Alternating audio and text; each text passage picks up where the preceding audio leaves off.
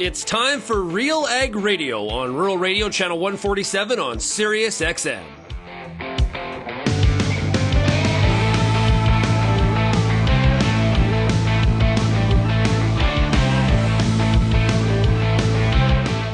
RealAg Radio and RealAgriculture.com is your home for insight and analysis of the issues that are impacting your farm business. Let's get real and get connected with RealAg Radio.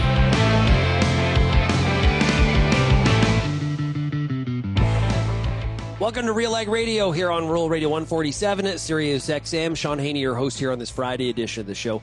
Hey, everybody. Thanks so much for making RealAg Radio and Rural Radio 147 a big part of your workday.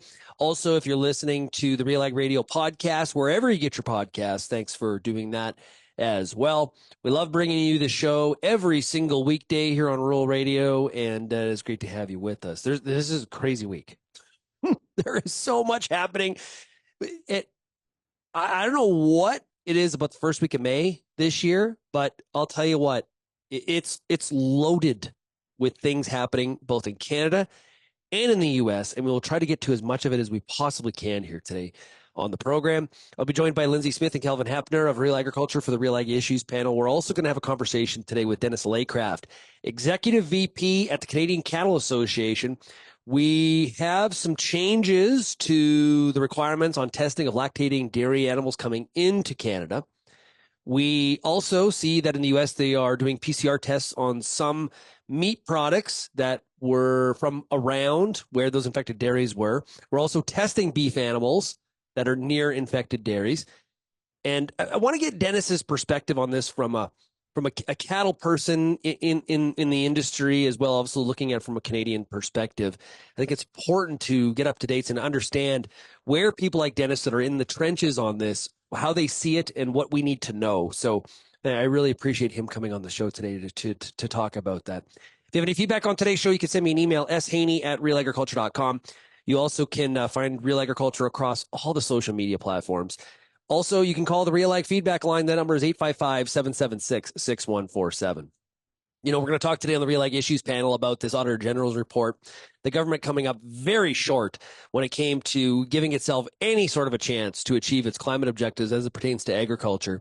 And I think it pretty much exposes how they just didn't follow goal setting 101. When we're setting goals, it's fine to put a number on the board. And, we talk about these BHAG goals that you're supposed to think about from your business perspective or personal life. But you really got to develop the pathways, the process to get to that outcome. If you just focus continually on the outcome, you give yourself very low probability of actually achieving it. And I think this is a really, really great example. When you chase the headline of the goal and not put the work into actually how you're going to get there, who's surprised that this is where we are here today? So apply that. This is an example, a case study to setting your own goals in your farm business. Don't focus on the outcome. The outcome is fine. Have an outcome in mind, but focus on the process to get there. Let's take a break. When we come back, we got Dennis Laycraft from the CCA. He'll be up right after this. Choose Viatude fungicide and unleash best-in-class sclerotinia protection in canola and premium protection against white mold in soybeans. Viatude contains a powerful premix of Onmira Active and prothioconazole. This unique combo delivers high-performance disease control, crop safety, mix compatibility, resistance management, and advanced mobility for excellent coverage and superior plant protection. Choose Viatude fungicide for stronger, more vigorous crops. Today we're talking to Belgium's Field Crop Product Manager. It is Brad Awanku. What benefits can a grower expect when they apply manipulator PGR in their cereals? What we see is that after application, it adjusts apical dominance. The main stem and tiller heads will be more even than without the application. This will help to increase harvest efficiency. It also, what we see is maximum yields with that due to the efficient use of nutrients. So they've done some work showing that you'll get better yields with the use of a PGR like manipulator. And of course, the other benefit is reduced lodging risk. Just with the shorter stems and stronger stems, we see plants standing better with the application of manipulator PGR. It's registered for use in all cereals. Bring wheat, of course, in durum wheat. We are registered in oats and barley. There are some restrictions with barley, especially with some of the maltsters not accepting because there are some MRLs that aren't established in certain markets around the world. And that website is belchimcanada.com. And welcome back to RealAg Radio. You know, one of the big stories that is definitely taking up a lot of discussion in hallways and meeting rooms is what is happening with avian influenza, HPAI, as it relates to cattle. This is, of course, something that the poultry industry has been dealing with for a number of years, but we have been finding it in the U.S. in a number of different dairy herds. The U.S. working very proactively, trying to get a better handle and understanding around this issue. Here to talk about it from a Canadian cattle perspective, of course, is Dennis Laycraft. He's Executive VP at the Canadian Cattle Association. Dennis, great to chat with you again. Yeah, great to visit again, and good morning. Yeah, so Dennis, and I think that is important to say that we're recording this on Friday morning because this is a very, very fluid situation. So good job there. Okay. This week we saw, as of April 29th, Canada is going to begin to require testing of lactating dairy animals coming into Canada. That feels like a heightened level of concern here. What was your thoughts as you saw that release from CFIA? Well, you know, it sort of patterns what you're seeing USDA now put in place for requirements for interstate and international movement, and many of the U.S. states.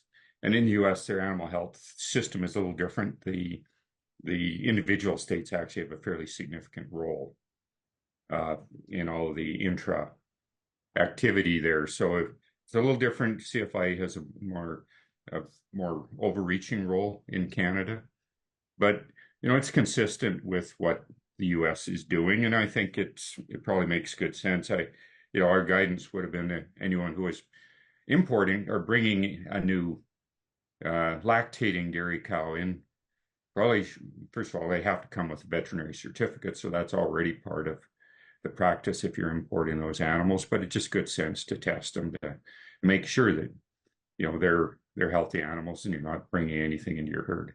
Yeah. Is from a beef industry perspective, like a lot of people have, of course, you know, they're finding it in dairy herds, but which Holsteins are obviously a major part of from a breed perspective. But we've seen a lot of Holsteins crossed into the beef industry or just feeding straight Holsteins over the number of years. From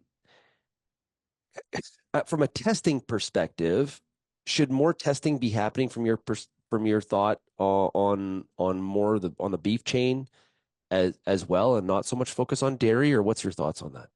You know, right now, all of the work that's been done in the United States, and there's been a lot going on. It's been over a month actually since, you know, a lot of this started to take place, and you know, it's for whatever reason, it certainly seems that this particular virus reproduces in the mammary area. So, you know, it's lactating cows is where you're likely to see the replication, and they have tested their beef animals in proximity. All those tests have come back negative. You know, they're continuing to monitor that, but right now it certainly appears from everything that they've identified that the real risk is in lactating cows, and obviously in this case it's lactating dairy cows where it has been found. So there's certainly no reason, and WOA again likewise providing guidance, the World Organization for Animal Health, that you know there shouldn't be any unnecessary additional restrictions put in place. And you know, right now I think the testing requirements are where they are placed where they are going to be most effective. There doesn't seem to be any value in testing young animals at this stage. Yeah. You know, what they will do if you've got an infected herd, you know, they're going to want the herd to be clear before animals are leaving there. So again, that's taking, you know, a focused approach. This is you know, what we do know about this particular pathogen in cattle is that the duration of the illness is relatively short. So to date, knock on wood, there's been no mortalities associated with it. What is, the concern is, it is highly pathogenic to poultry. Yeah. And, it's certainly, there's some other species where it is even, there's still research going on. There was one human illness associated, sort of a conjunctive eye infection. So again, nothing that was particularly serious, but you always take those things, look at those very carefully. And, with the amount of resources going in, USDA is looking at this, I think, as thoroughly as they can. And, I think they're issuing pretty responsible guidance right now. And they also not only testing beef cattle around those infected dairy herds, but also reported this week that they've also done testing on ground beef produced as well through PCR testing and finding no positive results there as well, which of course that is a massive relief. Which is similar to the testing of pasteurized milk and pasteurization, taking care of the virus as well. So all of that is really good news. Is why we haven't seen a positive animal in Canada. Why not? Do you have a good understanding from CFIA why we're not testing or maybe following a parallel testing regime to the U.S. or do I have that, or maybe we are and I have that wrong? Well, they have been issuing guidance, and the way our surveillance works in Canada is we rely very heavily on our practicing veterinarians. So there's been guidance, and this is, through the bovine practitioners and through the Veterinary Medical Association and they're working with the provincial chief veterinary officers. So there's a requirement in Canada. They're monitoring for illness if they see any symptoms, and they're being asked to test, and if it does come back positive, there's a requirement to report that.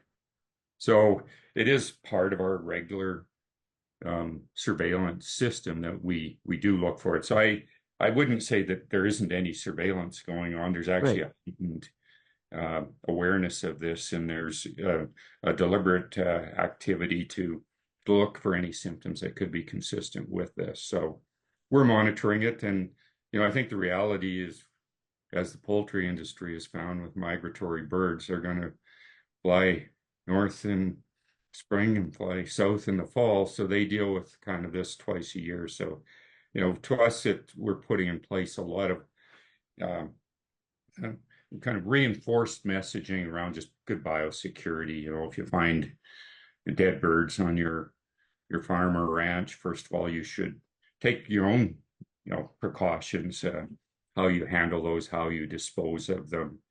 And just likewise, anytime you bring new animals onto your place, there's some protocols that are good practices to follow. So we're looking not just at the surveillance side, but all of the best management practices around this. And historically, Canada's done a very good job around those things when you look at experiences around the world. Yeah, and what's different from a biosecurity standpoint here, like think about a hog operation or poultry, which has been really devastated in many ways by strains of this virus. It's inside. It's like you can go full biosecurity lockdown, right? In a poultry operation. On a ranch, that's a much different situation. Which, and I had asked a number of people, when I saw some of the interstate restrictions happening in the U.S., I was like, man, does it feel like we're kind of getting out ahead of ourselves? Or like I was kind of questioning why such an aggressive protocol on some of the movement of cattle, given the fact that, like you said, cattle don't stay sick very long. definitely impacts the output of the milk, and that's how it was originally detected, of course, because people are checking those volumes on a daily basis.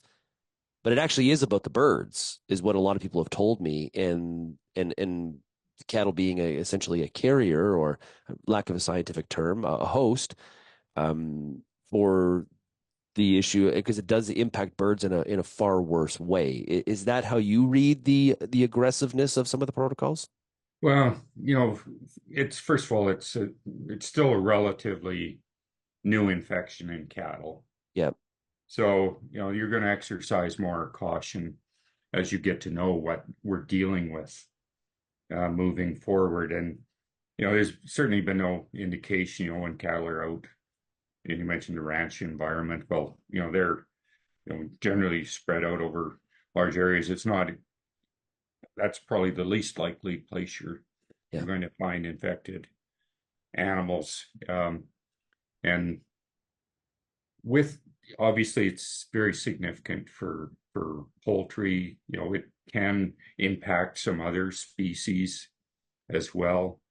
So I think anytime you have something like this, and that there are practices you can undertake, and it is, there's kind of two beliefs on how it's been moving in the U.S. There's a lot of movement of dairy cows interstate, lactating dairy cows. And so there was mechanical transmission, which, largely milking machines. And, I wasn't aware, but, some of these cows are milked on route. And, for, the comfort of the animals is they're doing that. And then there's some question about the spread as a result of migratory birds moving forward. So, as we're looking at it, I think, in reality, they've taken a fairly measured approach.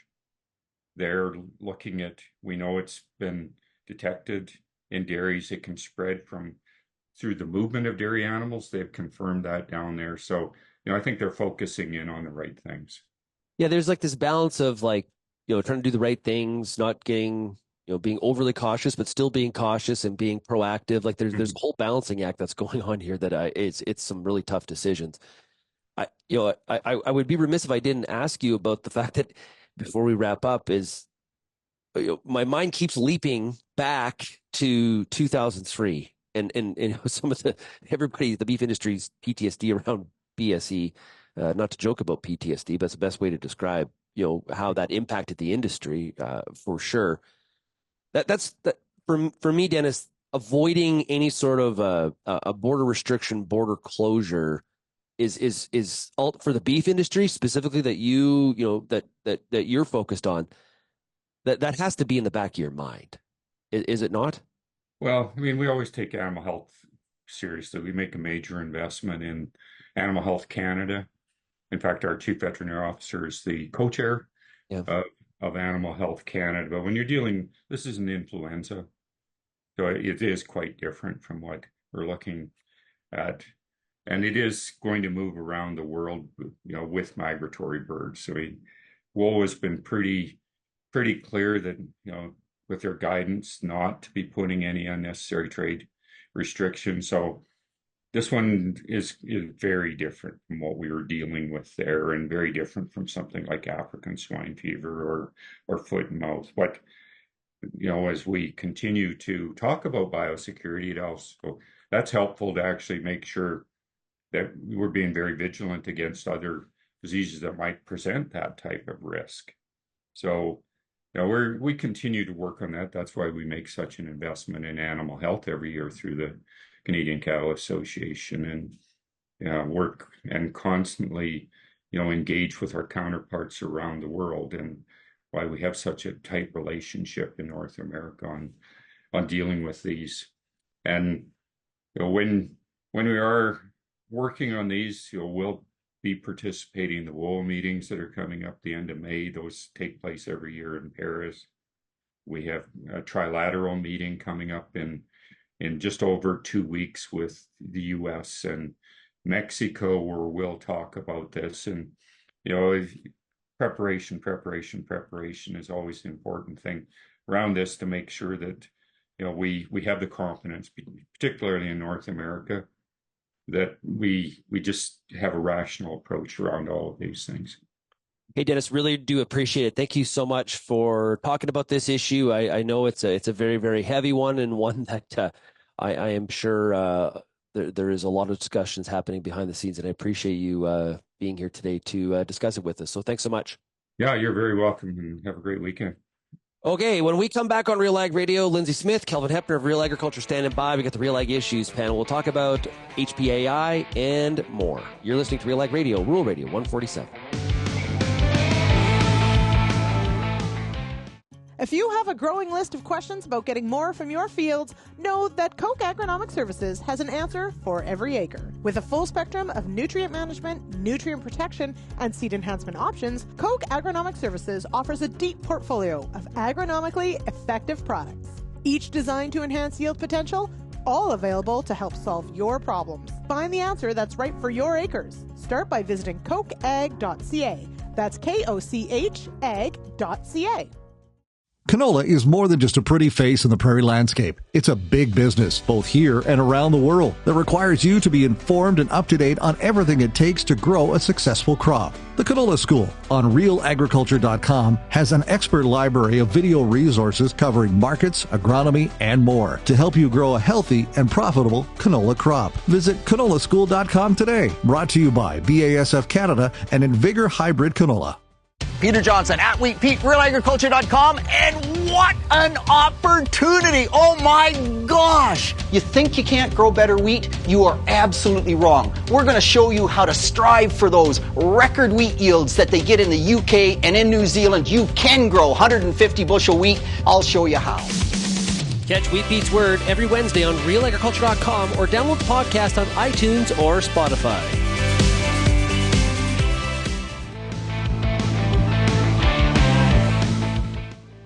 And welcome back to RealAg Radio. It's now time for the RealAg Issues Panel. But first, I want to tell you about Manipulator PGR. You want to use a PGR in your cereals, but I don't know. You got no time for a separate pass. There's lots of stuff happening in the summertime. Manipulator PGR can be applied as early as one tiller. Just add it to your herbicide to reduce lodging risk, increase harvest efficiency, and maximize yield. Talk to your local retailer for more information and to confirm acceptable tank mixes. And actually, yesterday on the Farmer Rapid Fire, we heard from Eric Dietrich, who is doing exactly this with his herbicide pass. He had a plant growth regulator in the tank, so it is possible. So talk to your local retailer. Okay, joining us here today for the RealAg Issues Panel is Kelvin Heppner, Real Agriculture. Hey, Kelvin, how's it going? Doing well here, Shaun. Excited for Game 7 tomorrow in Boston. Oh, the Leafs have crawled back, and I'm going to tell everybody here. I am cheering for the Leafs against the Bruins, Kelvin. I'm on the bandwagon. Go Leafs. Boo. Not cheering for the Oilers. According to Real Agri Studies research, so we've just lost credibility with over 80% of the audience, probably, Shaun. I know everybody's cheering against the Leafs, it seems. Mm-hmm. But, I don't know. I'd rather see the Leafs win than Edmonton. Yeah. Take that, Edmonton. Yeah. Also joining us is, you can't, okay, on principle, like this whole, like, why would not cheer for a team from Alberta? Wheat Pete's texting me. They're Canadian. Who cares? Like a rival.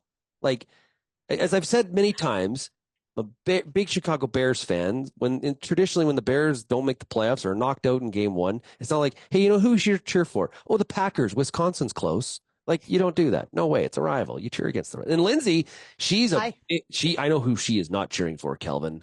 We should have disinvited her in this situation. It is Lyndsey Smith, big Ottawa Senators fan there in Kinburn. Yeah, thank you. I'll have you know, as Kelvin pointed out, everybody's on my side in the audience. That's why I'm here. Yeah. And those of you following along on YouTube, Kelvin's got the Leafs hat on. And yeah. Anyway, I was hopeful yesterday that Boston was going to just wrap it up. But no. Put a fork in them. They're done. Yeah, exactly. It's just going to be more painful when the Leafs lose tomorrow. Thank you, Kelvin, for at least being a realist. Yeah. Is it Sheldon Keefe the coach of the Leafs? Yes. I'm always amazed at how poor the pregame speeches are from NHL coaches. Like they're not football. Yeah. They are poor. It's like something out of like a novice hockey dressing room that some dad that drank too much beer the night before is trying to give. It's awkward. Well, there's many different areas that coach can be strong. That's not necessarily the most important one. Remember Bruce Boudreau's, like his F-bomb tirades, and his mom watched it and he was embarrassed how much he swore. Yeah, anyway. Sorry, go ahead, Lyndsey. I was just going to say, I think we've discovered Shaun's new ghostwriting job. He's going to start writing pre-game pump speeches for NHL coaches. The delivery. It's the delivery. Okay. Yeah. Okay. We better get to what's going on. Hey, Kelvin, we as we are about to hit record here on the show, we had some breaking news during the commercial break. What's going on?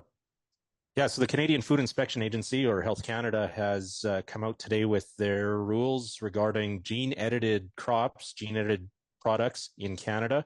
This has been years in the coming in terms of the approval process for gene-edited crops. We saw there were 3 different levels of approval that were required, and so the earlier decisions had been made. The first 2 were made from Health Canada on the seed side of things, and Lyndsey helped me out here on the food side of things, I believe, maybe. And now the third pillar, health, environment, and livestock are the 3 regulatory hurdles it needed to clear. Health and environment had been cleared. Today, it has cleared the livestock feed approval, and so groups like the Canola Council of Canada are welcoming this. And this sounds like we're going to obviously dig into the details here, whether there are strings attached, what the criteria are. But it looks like the path forward has been cleared now for gene-edited crops in Canada. Well, that's good news for Canada, for my opinion, and also good news for this government, who, Lyndsey, has not had a great week. Well, we're going to get into that, aren't we? But no, it has not. And it also does bring up, we've seen this as well, of course, with the lambda side part, that it is possible for something to pass the, environmental or health hurdle, pass the food hurdle for humans, and then not pass on the feed hurdle. So we definitely have seen that where that does occur. So this is definitely good news. And yes, for a government that, especially Agriculture and Agri-Food Canada, kind of got a failing grade this week. Yeah, the Auditor General report, right? So that was something. That there's aggressive language, and there's having where you can read between the lines, and there was some teeth in that. And the most common word that I had texted me by people in the industry was the word scathing. I'm not sure why everybody was picking that word, but that was the popular one in the word cloud. So, Lyndsey, I guess what is your takeaway from what the Auditor General said in terms of the ineffectiveness of AAFC to get to the climate goals that they are actually preaching about? So, scathing is right, and for good reason, I think. And Kelvin will probably go through some of the things we actually learned for the first time in this report. But one of the things that was incredibly clear, and I actually thought was rather surprising, is just how, in plain language, that the Auditor General essentially scolded Agriculture and Agri-Food Canada for, and I quote, failed to design, implement, and then track plans for how the sector would contribute to Canada's 2030 and 2050 greenhouse gas reduction commitments. The language in this report is incredibly clear and really hard on AAFC, essentially saying that the department failed to ask essentially any farmers or industry before they came up with most of these policies. They failed to have actual processes in place to accurately measure what changes would occur and be able to report on that. And then essentially had no way to report on the progress that had been made. Scathing is right in that it really lays out that this was a department and this was a set of policies, and it includes the off-CAF funding and the Living Lab initiative, that really had no substance to it. It had ideas and it had things that, that are still ongoing, that really didn't have any sort of, mechanism in place to actually say, here's what we did and here's the proof of it. Yeah. Now, my reaction, if I put my farmer hat on, I'm like, well, one, I'm not surprised, but two, I'm kind of glad that it worked out this way in some form or fashion, because if they actually put in the prescriptive, the hard-nosed things they probably had to do to maybe get close to the goals, it would have been incredibly top-down, incredibly prescriptive, and way over the top, not practical, and would have really impacted my own farm profitability and what I'm actually able to do. So in some ways, Kelvin, if I'm a farmer, I'm kind of like, good. What are your thoughts? Yeah, good. But I think there are 2 very different camps that are welcoming this report. You have the camp that says hang on, we got to do more. We got to double down. We got to put more money into this and more use more of a stick approach maybe because the carrot's not working, that kind of thing. That I think is a concern that a lot of farmers could have with this, that the government is going to interpret the results that way. And I think that is in many ways, the Auditor General has been tasked here with, they have an environmental commissioner in the office now that evaluates the federal government's performance relative to its commitments on greenhouse gas emissions. And that is basically what they're saying. Your programs are failing here. You got to do more to reach the target, which I think there's the other camp, of course, that says these programs obviously need to be redesigned and you need to start from scratch and actually talk to farmers and engage industry. So yeah, it depends how the government responds to this report, I think, in terms of what this means for our industry going forward. Lyndsey? So, and I wanted to point out one of the things, and Shaun loves to repeat how much I say that words matter because they do. But one of the things that was very clear in this report as well was the communication side. And that was both pre and sort of as they rolled it out. And one of the key things that the AG pointed out was that, especially on the fertilizer emissions reduction point, the way that was done without consultation, without sort of that actual like boots on the ground knowledge of what even the status was, where we are at with fertilizer emissions and the practices that happen at field level, it basically resulted, the way AAFC came out, it was misconstrued right from the get-go that this was an absolute fertilizer reduction, not an emissions reduction target. And of course, we know that then it caused mass confusion on what was actually being said or what the target was. Then we found out that there wasn't necessarily decent science behind it to even say how we were going to quantify this or how we were going to get there. We then learned what the modeling was, that, none of this was necessarily based in absolutes. It was all in modeling. And so it also points out to just the incredible comms failure that a lot of this was, that, realistically, it was poorly communicated from the beginning. And then we find out the substance isn't there. Yeah. Like, it's disastrous in a lot of ways as far as getting this done. This group we've been talking about for 2 years. Yeah. Hello. The substance right. We've known all along that the measurements and research to support some of this wasn't very well developed. Mm-hmm. And we got to take a break, but I just want two points from the audience on this. And I probably shouldn't say where these are coming from, but from the people in the industry and in the know, but sending me text saying, okay, on how the government will react. Not sure at the political level, but my read of the government response in the report is them waving off the concerns. So being sort of like, whatever, Auditor General, what you're talking about. The other one was, my favorite paragraph in the report is the one that says they just assumed farmers would keep doing these things they were subsidized to do once. Would be great if you could wave the magic wand like that and everything would be permanent, but that's not how the world works. Lyndsey, we'll get to your thoughts to wrap up this topic and get to the rest of them when we come back. You're listening to RealAg Radio, Rural Radio 147, Sirius XM. Dad, we missed the window for a PGR in our cereals. Why didn't you add it to the herbicide? What? With Manipulator PGR, we can apply as early as one tiller. Just add it to the herbicide, no separate pass. Don't miss out. Manipulator PGR is proven in wheat, durum, barley, and oats to shorten plants and even out the main stem and tillers. This results in reduced lodging risk, improved harvest efficiency, and increased yield. Talk to your crop protection retailer for more info and to confirm acceptable tank mixes. Hi, I'm Bernard Tobin, host of the Soybean School on RealAgriculture.com. Throughout the year, on the Soybean School, we'll bring you timely agronomic video content from planting to harvest, from the latest agronomic research to the latest in production technology. Check out our massive video library on YouTube, RealAgriculture.com, or download the audio podcast versions wherever you get your podcasts. The Soybean School is brought to you by BASF and Syngenta Canada.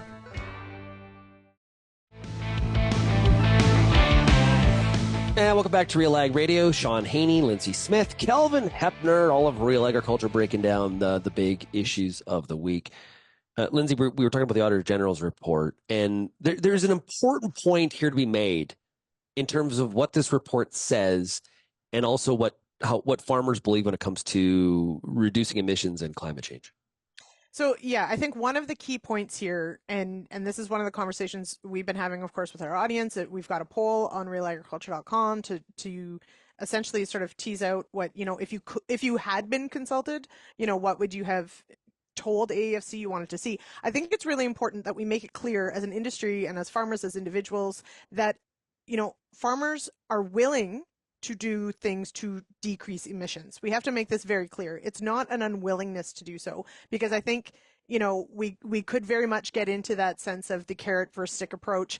And I think we have to be very careful as an industry that we don't come off as saying, I'm not changing anything ever. Everything I do is fine. It's really important that we recognize that we already are doing a lot of amazing things to reduce emissions, but there has to be a recognition of what we're already doing, what the actual facts are, the data at field level, and that we are willing to make change and to do things to reduce emissions, but it has to make actual sense in the long term. It has to actually have an ROI, and it has to actually have some data behind it to show what we're doing. It can't just be that we want it to be a certain way, so it is. But I think it's really important that as an industry, we are committed to reducing emissions, and there are really good reasons to do it. So, let's continue with that and not just dig in our heels. 78% of, we did a Real Agri Studies study with CAPI back to March of 23, and 78% of growers said that the current programming had very little or little impact when it came to adoption of sustainable farming practices. And a pretty, also, it makes you question, and I wrote a story about this that's going to go up at RealAgriculture.com, really questioning, is the government putting dollars in the right places? Is this just an incredibly, having incentives and having carrots, is that just nothing more than a very inefficient way to affect change in terms of what the government wants it to look like? Kelvin, go ahead. There's a total of over $1.5 billion with a B has been committed to these three programs that were audited by the Auditor General here. So this is the Living Labs program, the On-Farm Climate Action Fund, or OFCAF, and Agricultural Clean Technology program.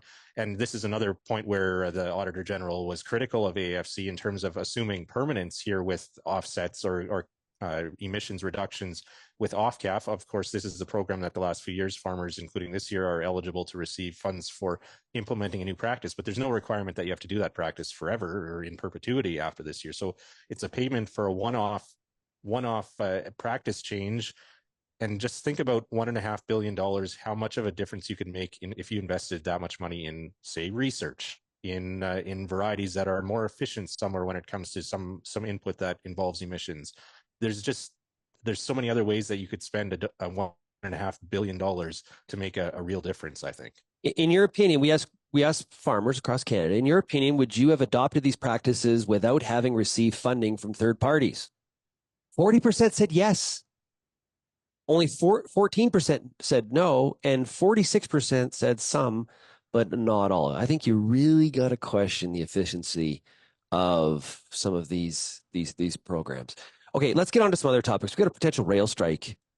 We talked about it on AgriTalk earlier today. I mentioned that, $6.8 billion of fertilizer leaves Canada and goes to the U.S. on an annual basis. That's a lot of potash. This is more than just a Canadian story. This is a North American economic story. Kelvin, how is this a strike that can be prevented on both our national railways at the same time? It can still be prevented. Yes, we basically have just under 3 weeks now before the deadline by when the union, after they announce their strike vote results this week. May 22nd is the earliest that they could go on strike. So there is still some time here for the parties to come to an agreement and come to some resolution, as federal mediators are involved. But historical precedents would suggest that that is unlikely unless there's something different this time around. The last 4 consecutive rounds of labor talks between CPKC, formerly CP Rail, and this union, the Teamsters Union, have involved work stoppages of some kind. And at CN, there have been work stoppages, I believe, in 1 or 2 of the last 3 rounds of talks here too. So it's unfortunate to say, and it will cost the industry greatly, but it seems like the most likely scenario. The track this is headed down is towards, I think, probably a short work stoppage before there's enough pressure that both sides come to an agreement, and that certainly isn't what we want here in Canada. You talked about fertilizer imports. 94% or something like that of Canadian grain is transported by rail, and there's still a lot more on farm than at this time of year in most years. and of course, reputation-wise, what this does in terms of export customer expectations, and there are, of course, the demurrage costs, and grain companies are going to be seeing this on the horizon. And sure, we're 2.5 weeks out, but they got to start planning for that. And what does that do to the basis in the countryside and that type of thing as well? Yeah. Yeah. Kelvin makes a great point, Lyndsey, that, there's a lot of 23 crops still out in bins. Yep. And so the shipping season starts earlier than normal, I think. Well, it's been extended, if anything, right? Right. So and this is a big issue, is that, we were a little surprised to find out just how much, crop was still unpriced earlier in the year. Certainly in speaking with farmers for the Farmer Rapid Fire, et cetera, many had said that, there's a reason we try to get everything and get those bins cleaned out at a certain time, because of course you're going to be busy in May and June trying to get a crop in, et cetera. But some farmers were already anticipating that just because of how marketing had gone and et cetera, they were going to be shipping and actually physically moving grain during that window. Well, yeah, if we've got both railways at the same time, which this hasn't happened for decades, apparently, I don't have the date off the top of my head, but if ever, we haven't found anybody that can recall both railways having a labor stoppage at the same time. So realistically, we know that there are farmers that will need to move grain during this time, and that becomes, as Kelvin said, it may be a non-issue in that it might not just be a basis hit; it might be that nothing moves. Yeah.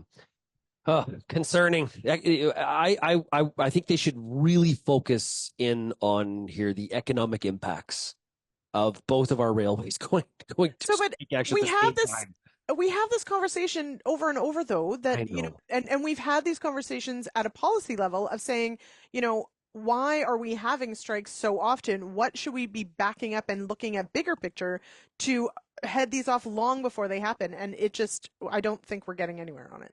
But and look at the broader political environment right now. The Liberals are courting the unions by having legislation before Parliament to ban replacement workers. They're not going to mandate anybody to work here, but with back to work legislation quickly. Welcome to Canada. Okay, we're going to take a break. When we come back, we've got more. There's a lot that's happened this week. You're listening to RealAg Radio, Rural Radio 147, Sirius XM. These days, the Canadian federal government and multinational food companies are investing hundreds of millions to support BMPs on Canadian farms. But here's the thing, nobody knows your operation better than you do. These programs need your feedback on what you want and what you need. The conversation is happening on Facebook Messenger. Do you have 5 to 10 minutes to chat today? Visit getyourvoiceheard.ca. Your feedback matters.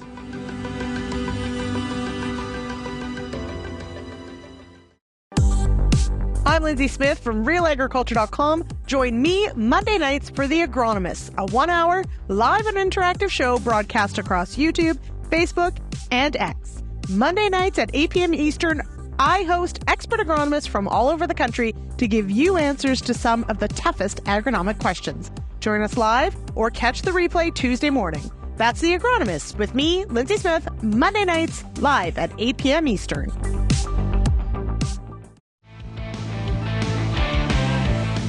And welcome back to RealAg Radio, Rural Radio 147, Sirius XM. I love weeks like this. They are so much fun. There are so many different angles on stories. This is a week where you love your job. I love my job every week, but more so in a week like this. Okay, Shaun Haney, joined by Lyndsey Smith, Kelvin Heppner. Let's hit on Viterra Bunge. We had a report of the U of S, right? Is that correct, Kelvin? That's right. Yeah. If you thought the Competition Bureau was negative about the potential acquisition, let me present to you what the U of S thought. Yeah, exactly. The researchers at the University of Saskatchewan, so three professors there, have completed a report that was done with support from the Agricultural Producers Association of Saskatchewan, or APAS, Alberta Grains, Sask Barley, and Sask Wheat. So farm groups were involved in this report. And they found that Bunge's proposed acquisition of Viterra could result in more than $700 million in annual economic losses to farmers, with a large percentage of that due to consolidation at the Port of Vancouver And this is where there were some assumptions made. And I think this is where Bunge has pushed back on this report in terms of a spokesperson reaching out to us saying that these assumptions, in their opinion, weren't all accurate. That's because Bunge already owns a 25% stake in G3, which is the largest port terminal in Vancouver. That's the new one that was just built a couple of years ago. Meanwhile, Viterra is already the largest grain shipper through Vancouver. And so this, the researchers at the University of Saskatchewan treated this as a single entity, that G3 and Bunge owning Viterra would operate as a single entity. That's where Bunge has pushed back on this. There's also $200 to $250 million in estimated losses to farmers annually from canola crush consolidation and the disincentive that this company, Bunge, would have to building that proposed Viterra crush facility in Regina. And then they also added some losses to farmers due to reduced competition, especially in parts of Alberta. There's a couple small areas where they would go from having 2 to only 1 grain buying company within 100 kilometers. Again, assuming that Bunge's 25% stake in G3 influences how G3 acts. And so that's where a lot of this comes down to: how significant is that 25% stake that Bunge holds in G3? And so be interesting to see. The transport minister, of course, has until June 2nd to make his decision on what whether this deal will go ahead and what kind of strings will be attached or conditions applied to it. What's this group's bet on what happens? What do you think? That's a tough one. I do think it goes forward. But like any other deal of this magnitude, there's usually some sort of list of demands, right? That in order for it to go forward, you have to liquidate this or spin off that, to try and level that playing field a little bit more. So I do think it goes forward, but I think, and don't ask me right now what I think is going to have to be changed. But yeah, I think, like, looking at the report that was done, I think they bring up some really good points, but I also think that it is sort of taking the most extreme sort of view of how bad it could be. And I don't know if that is necessarily realistic, in which case, the actual cost is probably not nearly what that is, because should it go through, I think there will be concessions on, what Bunge has to do to make it actually happen. This is kind of a reality, I think, right now in the sector, though.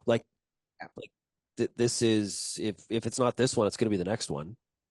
Yeah, we are in for a period. So there's a couple opposing factors at play here. We're in for a period, I think, of thinner margins as well on the grain company side of things. I know farmers we're seeing that and on the horizon, and I think grain companies are bracing for that as well. So I think there will be some more consolidation pressure in the grain industry in the coming years. But at the same time, socially and politically, we're in a period right now where anti-consolidation and anti-monopoly movement is quite strong. Look at the Biden administration's efforts there and what they're trying to do in the meatpacking industry over the last number of years. The Canadian government and the competition commissioner here in Canada have shown kind of the same leanings and perspective over the last number of years. And so that's where I think this gets interesting. I do, and could be potentially harder to get across the finish line than it would have been 3, 5, 10 years ago. I think I'm with Lyndsey, though, where I think that this deal is allowed to go ahead, but there will be some significant sell-offs or divestitures that has to happen here. And whether Bunge has to sell their 25% stake in G3 to make it a fully Saudi-owned company. Of course, the Saudis own the other 75% of G3. That could be one of the things. I could see a canola crush plant, especially one here in Manitoba, potentially changing hands. This is all speculation, but I think they're going to have a tough time blocking it completely, but there could be some harsh or pretty stringent conditions attached to it. Yeah, Lyndsey? How about you, Shaun? No, I want to know, is Shaun the tiebreaker, or are we all? No. I think it goes ahead. Might be unanimous. Yeah, it's unanimous. Never mind. So I do. And one thing that concession that hasn't been mentioned here is guaranteeing a certain amount of jobs stay in Regina. Is an economic piece of that too. So, I just think this is kind of the reality right now.